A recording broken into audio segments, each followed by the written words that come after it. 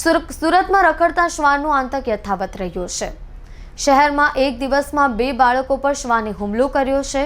લિંબાયતમાં 5 વર્ષીય બાળક પર તો ડિંડોલીમાં 11 વર્ષીય બાળક પર શ્વાને હુમલો કરતા સારવાર અર્થે સિવિલ હોસ્પિટલ ખાતે લાવવામાં આવ્યા છે।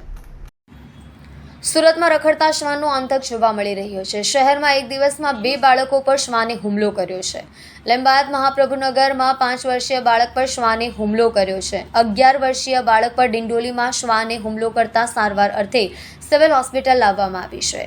સુરત શહેરમાં છેલ્લા કેટલાક સમયથી રખડતા શ્વાનોનો કહેર જોવા મળી રહ્યો છે। ખાસ કરીને ઘર પાસે રમતા નાના બાળકો હોય કે શાળાએ જતા બાળકો સહિત રાહદારીઓ રખડતા શ્વાનના શિકાર બની રહ્યા છે। રખડતા શ્વાનના હુમલાઓ વધુ 2 કિસ્સાઓ સામે આવ્યા છે।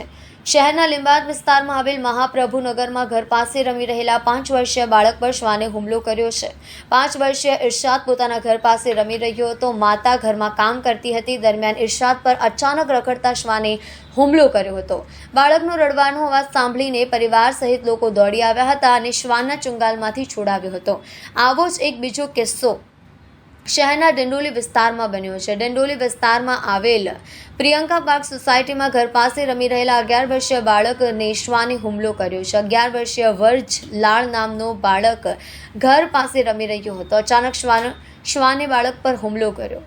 તેનો રડવાનો અવાજ સાંભળીને પરિવારના લોકો બહાર દોડી આવ્યા હતા અને શ્વાનના ચુંગાલમાંથી બાળકને બચાવવાનો પ્રયાસ કર્યો હતો, પરંતુ રખડતા શ્વાને બાળકના પગ પર જ હુમલો કરતા 4 થી વધુ જગ્યા પર બાળકને ઘાયલ કરી દીધો હતો। પરિવારના લોકો તાત્કાલિક બાળકને ઇજાગ્રસ્ત હાલતમાં સારવાર અર્થે સિવિલ હોસ્પિટલ ખાતે લઈ આવ્યા હતા, જ્યાં તબીબો દ્વારા બાળકને સારવાર આપવામાં આવી રહી છે।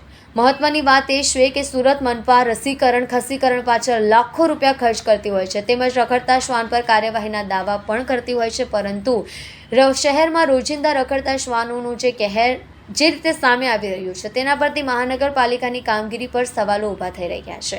રોજિંદા રાહદારીઓ કે ઘર પાસે રમતા બાળકો પર રખડતા શ્વાનના હુમલાઓ વધી રહ્યા છે, જ્યારે સૌ કોઈ લોકો તંત્ર જોડે રખડતા શ્વાનના આતંકથી કાયમી છુટકારો અપાવવામાં આવે તેવી માંગ કરી રહ્યા છે।